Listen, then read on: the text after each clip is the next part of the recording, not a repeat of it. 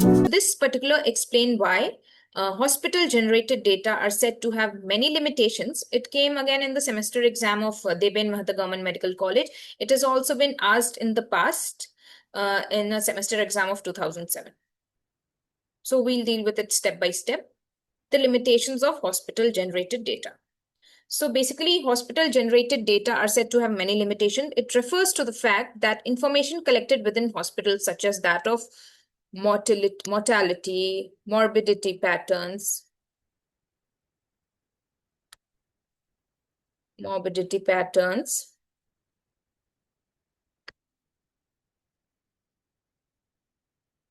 admission statistics, etc., they do not always represent the true pattern of disease or health status in the community. So what are the limitations of it? Again, we'll deal with it one by one, point by point. So first point is lack of population coverage. So hospital data represent only those individuals who seek care. Okay. Only those who are seeking care coming to the hospitals are covered here. So the entire community is not taken into account. So many diseases in the community, they go underreported because the patient may not reach the hospital due to a large distance between where the person stays in the hospital or the healthcare facility, or maybe because the symptoms are very mild, or because the person is very poor and cannot afford to the commute between the two places. So lack of population coverage is there. Again, there is selection bias. Hospital cases are often biased towards severe or more complicated cases. As mild cases, they may be treated in OPD or in home settings, so they might go unreported. Therefore, hospital data, they overrepresent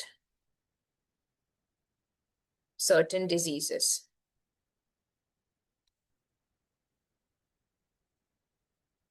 Okay, so lack of population coverage, selection bias. Now coming to inconsistent diagnostic criteria.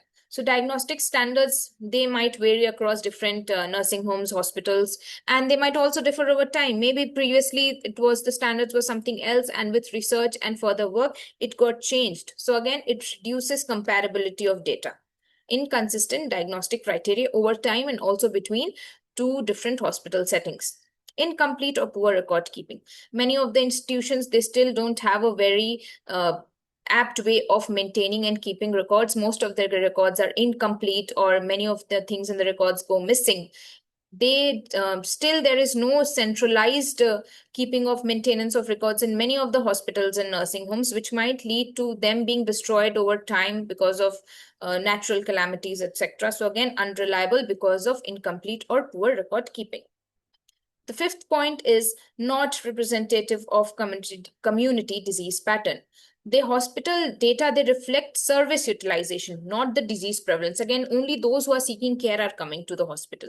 For example, infectious disease may be common in the community, but underrepresented in hospital hospital admissions, because people don't seek care. So this is the problem.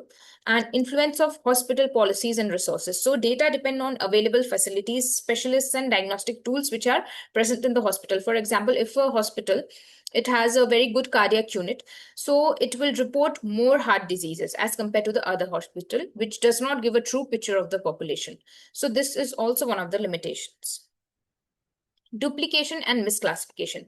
So since we know patients these days have a habit of doctor shopping, so patient may visit multiple hospital without any centralized system, so duplication might occur. So again, over-reporting of certain diseases and errors in diagnosis or coding, it can lead to misclassification, again because maybe diagnostic criteria are different in different nursing homes and hospitals.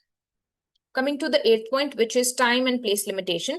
Data from a single hospital or short period cannot be generalized to other areas or population. The data we get from the hospital is not a true representation of the population as a whole, because again, only those who seek care are reaching there, and only their data is getting recorded. The others are getting missed out. For example, if a person has leprosy and is staying very, very far in a village, so that person, because of the stigma associated with the disease, they might not come to seek care.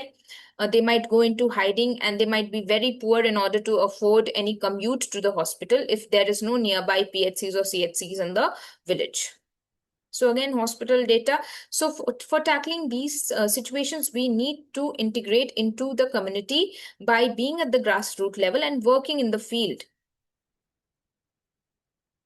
So to conclude as a whole, hospital-based data are valuable for clinical and administrative purpose, but have limited epidemiological utility. Utility unless complemented with community-based data or population survey. So community medicine, community data, public health comes into play here. For public health planning, disease surveillance, community data provide a more accurate picture of morbidity and health needs because community medicine, public health, they go to the grassroots level, the core of the problem. They just don't treat the problem at the surface like it is done in the OPDs or IPDs. Why the disease is occurring, what is causing the disease to recur again and again, that needs to be found out from the grassroots level, which is taken care by the community medicine people and the public health specialist.